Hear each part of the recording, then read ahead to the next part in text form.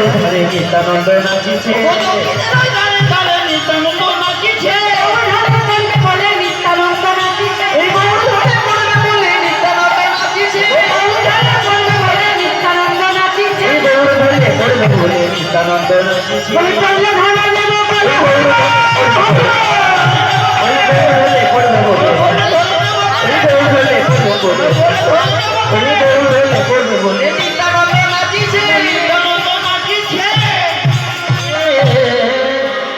এবার নিত্যানন্দ যেমন নৃত্য আরম্ভ করেছে, ও মা শান্তিপুরের আর একজন থাকতে পারবে না।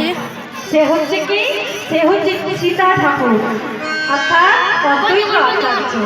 এবার অদ্বৈত আচার্য নৃত্য করছে কেমন ভাবে, আমার অদ্বৈত নাচিছে, অদ্বৈত নাচিছে, অদ্বৈত নাচিছে, বাবা বাবা বলে অদ্বৈত নাচিছে, ওই বলে অদ্বৈত নাচিছে, বাম বলে অদ্বৈত নাচিছে, ওম বলে অদ্বৈত নাচিছে, অদ্বৈত নাচিছে, অদ্বৈত নাচিছে, শান্তিপুরের বড়ামালি অদ্বৈত নাচিছে, শান্তিপুরের বড়মালি অদ্বৈত নাচিছে, শান্তিপুরের বড়ামালি অদ্বৈত নাচিছে, শান্তিপুরের বড়মালি অহংকার ছেড়ে ছেড়ে হরি বল, শান্তিপুরের বড়মালি, শান্তিপুরের বড়মালি, শান্তিপুরের বড়মালি অদ্বৈত নাচিছে, অদ্বৈত নাচিছে। অদ্বৈত আচার্য নৃত্য করছেন কেন? দাপর যুগে যার মনের বাসনা পূর্ণ হয় না, যখন দাপর যুগে গোলক বৃন্দাবনে ভগবান রাসলীলা করেছিলেন গোপীদের নিয়ে, তখন মহাদেব গিয়েছিলেন সেই রাসমঞ্চে, কিন্তু তার রাজমঞ্চে রাসের শোভা দর্শন করা হয় না। কেন? রাজমঞ্চে দ্বিতীয় পুরুষের প্রবেশ নিষেধ ছিল।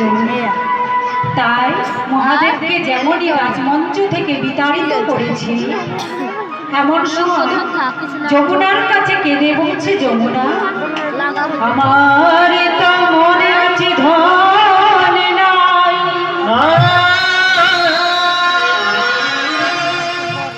তাই কি আমার দর্শন হবে না রাসলীলা? এই বলে যমুনার তীরে বসে বসে কাঁদছে। এমন সময় যমুনা আমার নিজ গঙ্গ কান্তি দিয়ে বাম দিকটা যমুনা আর দক্ষিণ দিকে মহাদেবের রূপ ধারণ করে এবার বলছে, যমুনা বলল, প্রভু আমি রইলাম বাম দিকে আর আপনি দক্ষিণ দিকটা ঘণ্টা দিয়ে বামা নায়িকা সেজে রাজমঞ্চের মধ্যে প্রবেশ করবে। যেমনই বলেছে, এবার মহাদেব আমার পুনরায় আবার রাজমঞ্চের দিকে চলেছে, ডান দিকে ঘণ্টা দিয়ে আর বাম দিকে যমুনা রূপ ধারণ করে যেমনই চলেছে, এমন সময় অদূরে দাঁড়িয়ে রয়েছে মহাদেব অর্ধেকটা ঘণ্টা দিয়ে। এবার অদূরে গোবিন্দ আবার দেখতে পেয়েছে মহাদেব অদূরে দাঁড়িয়ে আছে যমুনা রূপ ধারণ করে। এবার গোবিন্দ আমার আহ্বান করে ডাকলেন, আও গোপেশ্বর। রাধারানী মনে মনে চিন্তা করলো, গোপীদের মধ্যে শ্রেষ্ঠ গোপী আমি, অথচ গোবিন্দ কাকে যেন গোপেশ্বর বলে ডাকলো। এই বলে যেমনই অদূরে গিয়ে দেখেছি মহাদেব অর্ধেকটা যমুনার রূপ ধারণ করে গোপেশ্বর সেজে এসেছে। তাই জেনে বলল, শোনো মহাদেব, এই রাজমঞ্চে দ্বিতীয় কোনো পুরুষের প্রবেশ নিষেধ।